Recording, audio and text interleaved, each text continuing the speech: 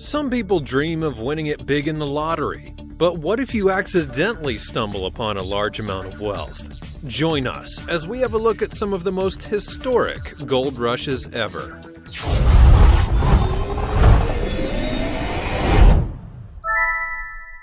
The California Gold Rush. Now, of course, we begin with what may be the most popular gold rush, the California Gold Rush. In 1848, it would be a carpenter from New Jersey that accidentally created one of the greatest gold rushes in American history. His name was James Wilson Marshall, and he found flakes of gold in the American River at the base of the Sierra Nevada mountains near Coloma, California.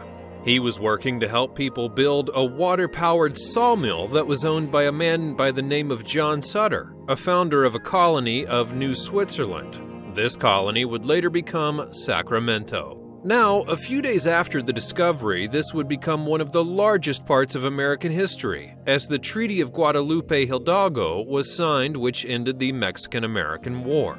It also left California to the United States. Now, California during this time was a whole lot different, since the territory consisted of 6,500 Californios, which were people of Spanish and Mexican descent, along with 700 Americans and 150,000 Native Americans. Of course, the Native American population had been greatly diminished in half since the Spanish settlers had arrived in 1769. Marshall and Sutter wanted to keep the gold a secret, but things like this would quickly make headlines, and at least one newspaper during the time would report large quantities of gold had been discovered at Sutter's mill. It would be a storekeeper from San Francisco by the name of Sam Brannan who set off the frenzy by displaying a vial of gold he had found near Sutter's Creek. And from there, the news quickly spread about the fortunes that were being made in California. Migrants from all over the world wanted their piece of the pie, and by the end of 1849, the non-native population of California was at 100,000, an interesting figure when looking at data from before 1848. The gold that was found in California ended up being worth, in total, $2 billion. The WITSWATERSRAND Gold Rush. Explorer and prospector Jan Goritz Bentiès discovered the Witwatersrand Gold Reef in June of 1884. He had begun prospecting the area in the early 1880s along with his partner, Johannes Stephanus Minar, in an area that's known today as the Cradle of Humankind. These two had only found minor reefs, but actually it would be George Harrison who would find the major one in 1886 and declared his claim. The government then pronounced that the area was open. The news of the gold find would spread rapidly and would become one of the world's largest gold rushes ever, and South Africa would never be the same again. Prospectors from as far away as Australia and California began arriving to the area, and for many years things went well as the area would grow. However, concern would grow when the number of foreigners began to outnumber the natives, and so heavy taxes would be put in place on the sale of dynamite to foreigners in order to try to slow down the momentum. This, of course, would only agitate the miners and was the reason for the Jameson Raid, which had the intent to overthrow the Transvaal government to turn the region into a British colony. That way, they could keep the land and the gold for themselves.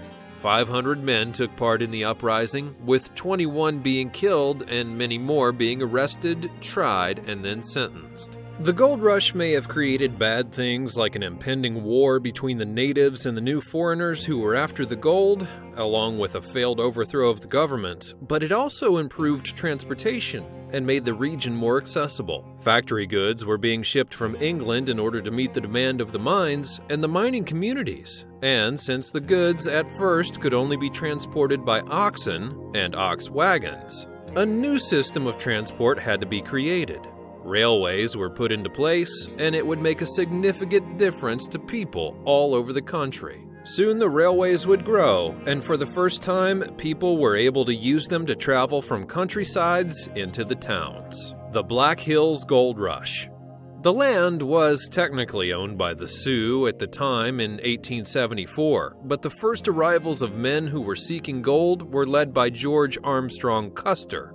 He brought along with him 1,000 men in order to investigate the rumors that there were gold in what is now present-day Custer, South Dakota. As they would begin moving north, they would establish towns like Hill City, Sheridan, and Pactola, and at each spot they would find flakes of gold, but not the amount they had hoped for. There would be no substantial amounts found until the miners came across a town known as Deadwood and Whitewood Creeks in the northern Black Hills.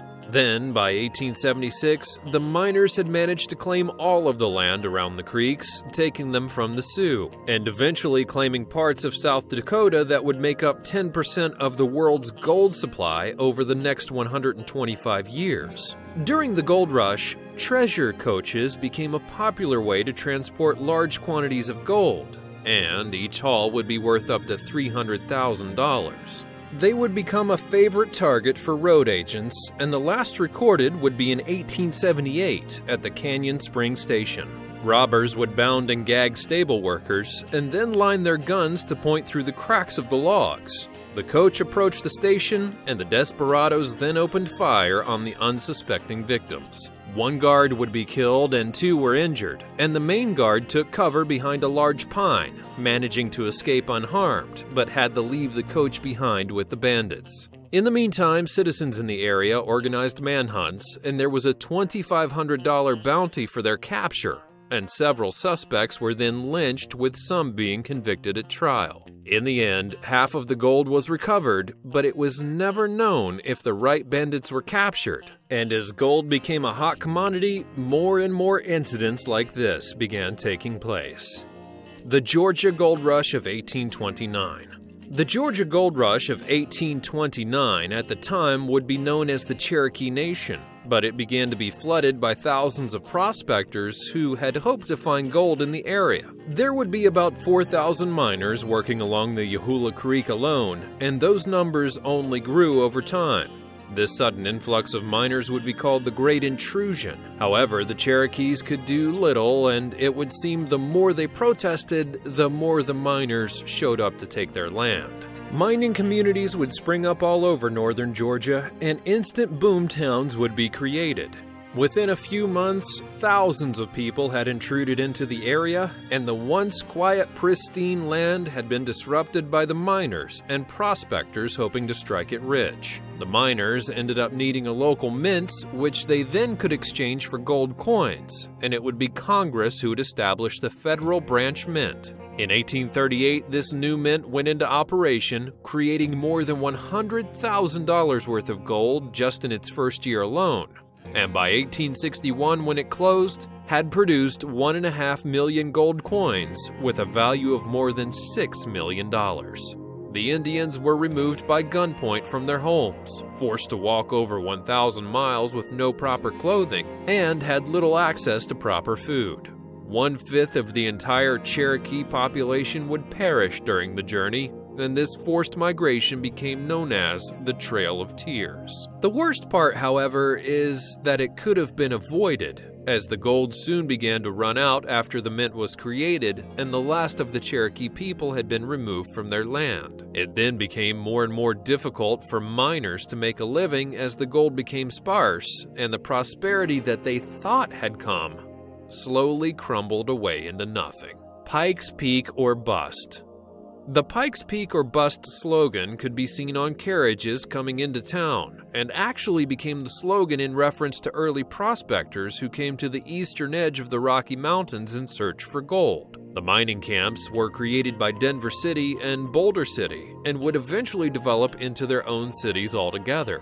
There were, of course, also the smaller camps like St. Charles City, which then became absorbed by the larger camps and towns, but many of the mining camps faded into ghost towns. Although quite a few had survived over time, like Central City, Black Hawk, Georgetown, and Idaho Springs. It would be the hysteria of the California gold rush that kept people determined that they would continue to find gold. But as many of the gold seekers returned home, rumors of gold in the Rocky Mountains brought them to Pike's Peak.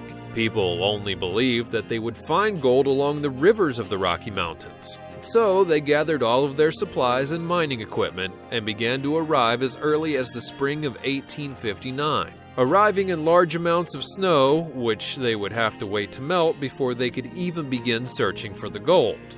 At the start of the gold rush, the initial boom had been falsely created. People were so eager to find gold that they falsified the information, so people simply headed west without any pure information that there was actually gold. Thankfully, their travels would be worth it, and there would be numerous rich gold deposits that were found. The Bitcoin boom. Now, we've come quite a long way from the time when prospectors and miners had to get lucky and search in rocky regions in order to strike it rich. But now with the Bitcoin boom, things aren't so far from our past. In just 8 years, the market has grown from 39 cents to $18,000. And while some believe this growth contributes from illicit things like drugs and the black market, many are looking at another way. It's a transfer from trusting human institutions backed by government to systems that are reliant on computer codes. As more and more people become fearful of human error, they put their trust in new technology, and Bitcoin is the perfect proof for this. Antikythera mechanism. This mysterious artifact almost looks like something from the future, but it's actually at least 2,000 years old. This machine of sorts was found in the remains of a sunken Greek cargo ship. It's made of bronze and contains an intricate system of 30 hand-cut gears. The face of the device also has characters etched into it. Now, at first, archaeologists thought that it might be a navigation